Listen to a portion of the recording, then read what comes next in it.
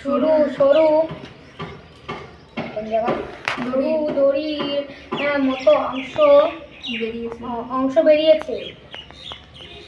বা দলগুলো দূরে তৈরি করে দলমণ্ডল বাগিয়ে কখনো কখনো মিলে দূরে গিয়ে বিভিন্ন আকার নেয়।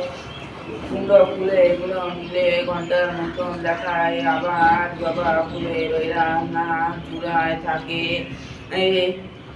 সাধারণভাবে ফুলের নানান রং দেখে তার পাপড়ির রং, এদের সংখ্যা, রং ও গন্ধ নানা। অংশটা থেকে নিচের দিকে বেরিয়ে লাল পাতলাটা অংশ ছড়িয়ে ফেললো ভেতরে একটা সাদা অংশ দেখতে পাবে। এবার খুব মন দিয়ে দেখো, সাদা অংশটার ভেতরে একটা খুব সরু সুতোর মতো আছে।